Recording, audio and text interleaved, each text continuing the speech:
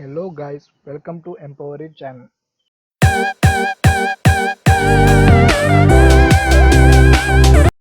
In this video we are going to learn CSS, that is cascading style sheets. As you can see here, I have provided a challenge for you. So this is a website which you have to build. So as you can see here, the website is just having content. There is no style here. You might need the resume to be come in the middle of the page, and also your whatever your photo in the middle, or if you want to change the color of the content, if you want to change its color or position, for that we need CSS. So let me just say what is the syntax of the CSS. So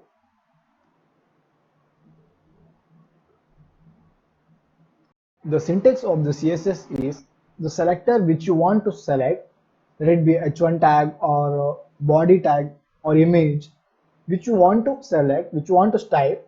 If you want to change the position or width or height of certain image, then image is the selector, and the property, which property you want to change. You want to change the font color, size, or width, height, then that is the property.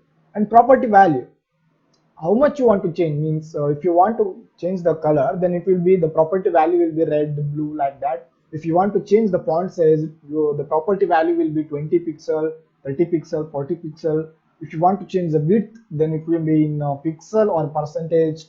So this is the selector, and this is the property and property value and semicolon, and it should be inside the flower bracket. So this is the basic syntax of the CSS. So let me open Atom and show how the CSS file should be formed.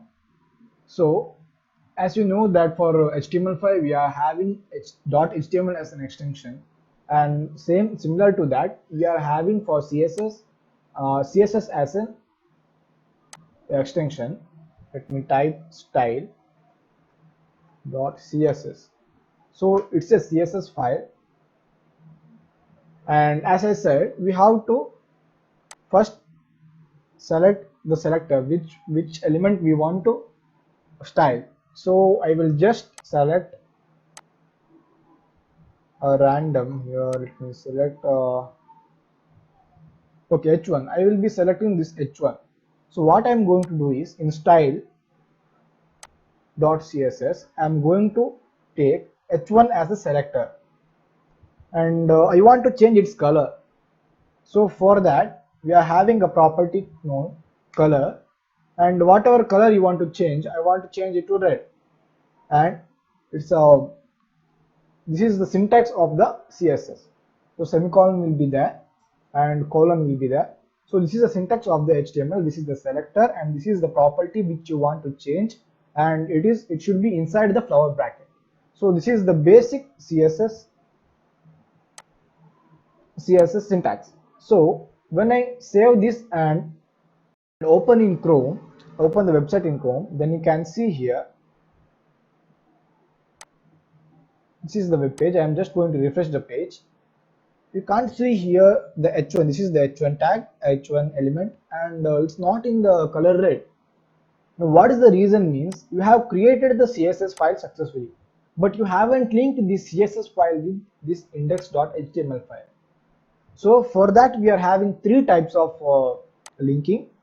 First one is known as inline CSS, and the second one is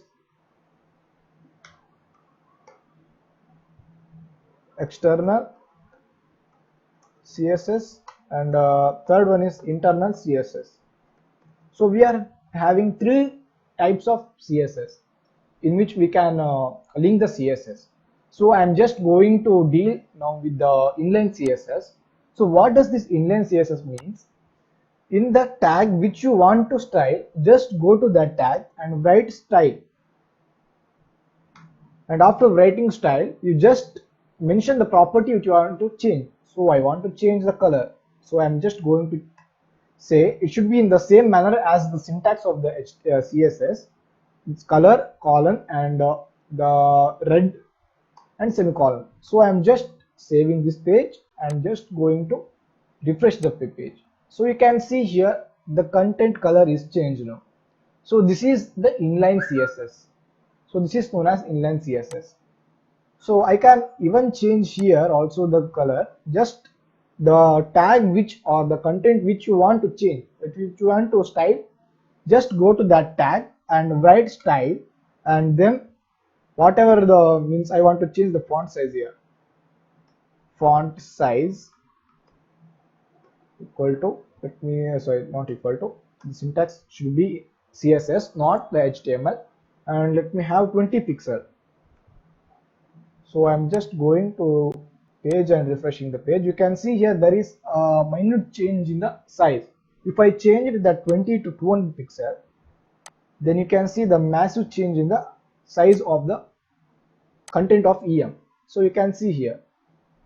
So this is known as the inline CSS, in which we are going to style the tag which we want to style. Inside that tag only we are styling that. So this is known as inline CSS, and now we are going to deal with the internal CSS. So what does this means? You have to go to head, and inside head you just want to create a tag called style. So I'm just creating a tag called style, and inside that tag I can create the like H1. I'm going to change the color of the H1 to color to black, not black, blue. Okay. Now I am going to save the page and refresh the page.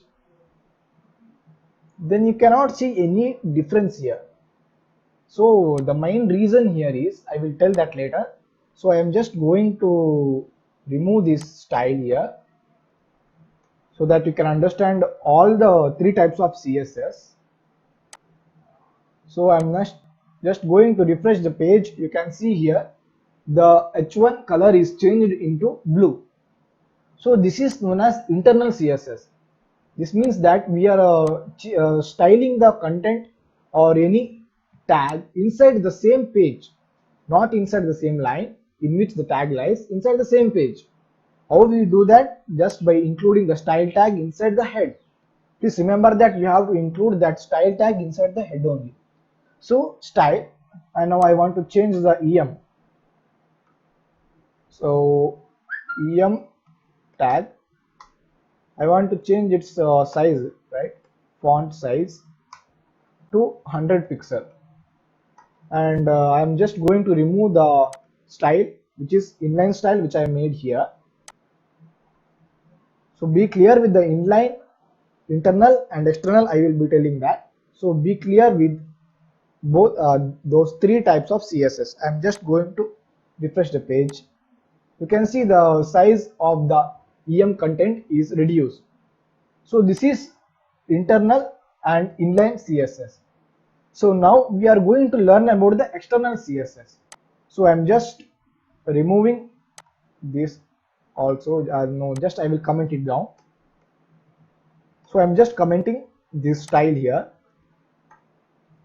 Okay, saving, and in the head only I'm going to write a link, because I want to link the external CSS to this HTML file. So link href and style.css. This is the CSS file which I have written. So, and relation, and it is a style sheet. As CSS is a style sheet, so we are going to relate it to the style sheet, and we are going to link with the style.css.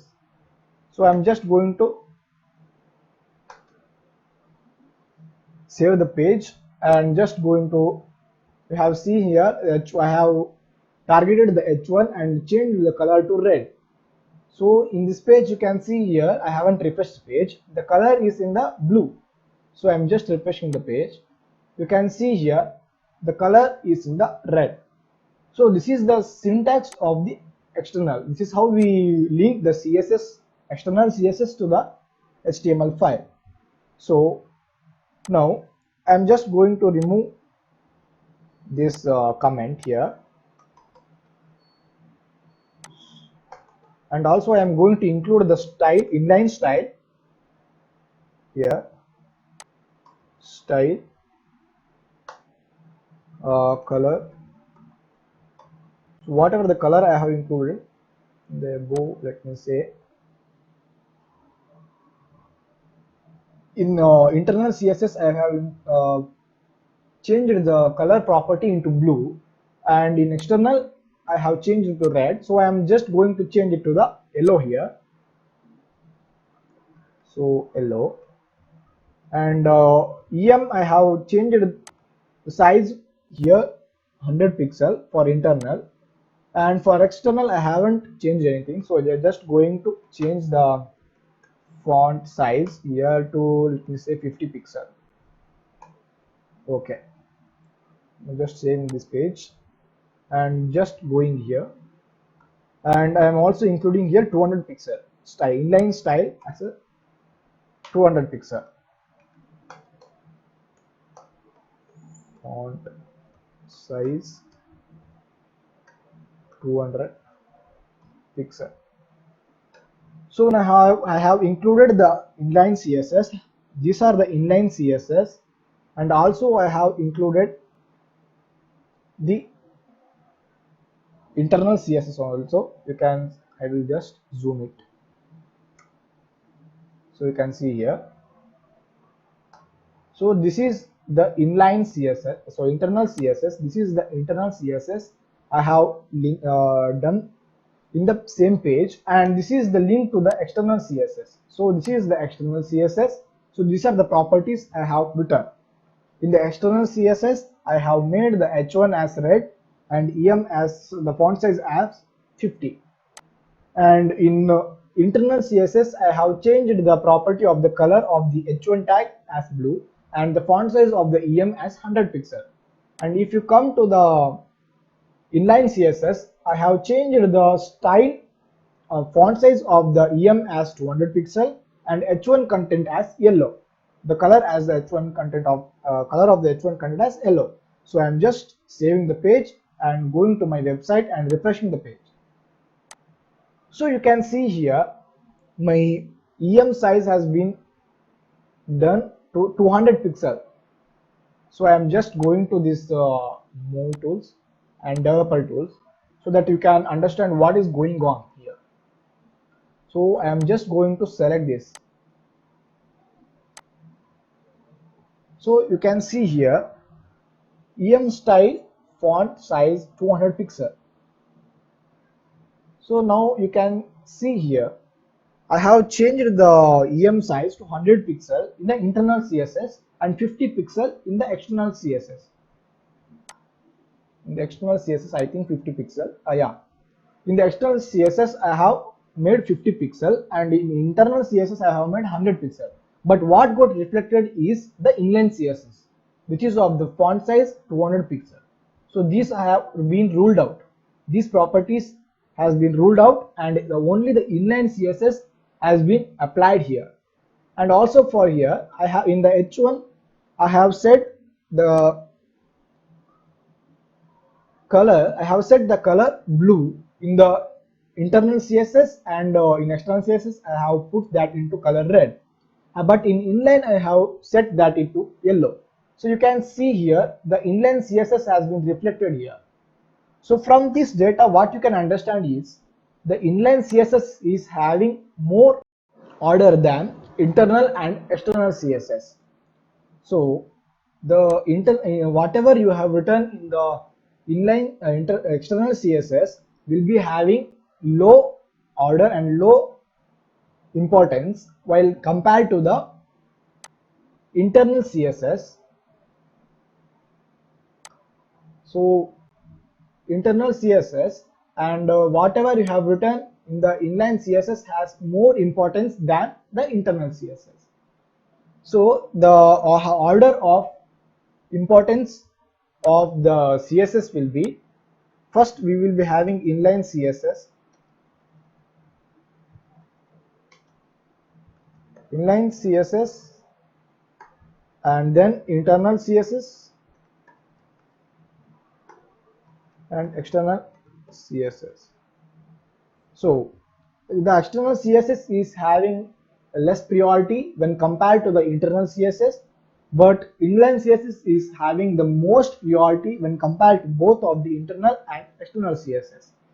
So if you've written some, if you targeted some selector in the internal CSS and changed that property, but in inline CSS also you have changed the property, then the changes which you have made in the inline CSS will be shown as it is having a higher priority.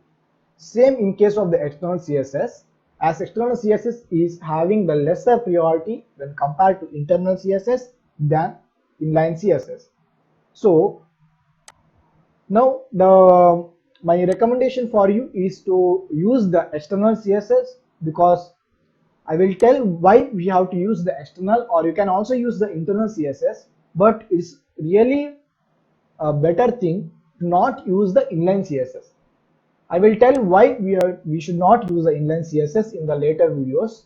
So just understand what is inline CSS, internal CSS and the external CSS, and get the complete concept of these three CSS.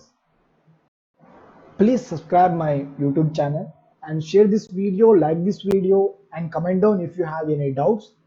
And I have also given the playlist link in the top right corner in where it is I. Just tap there, you will be getting the HTML playlist. Just go through that playlist and also join the Telegram group.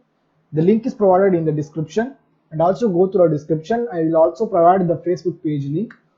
So thank you for watching my video.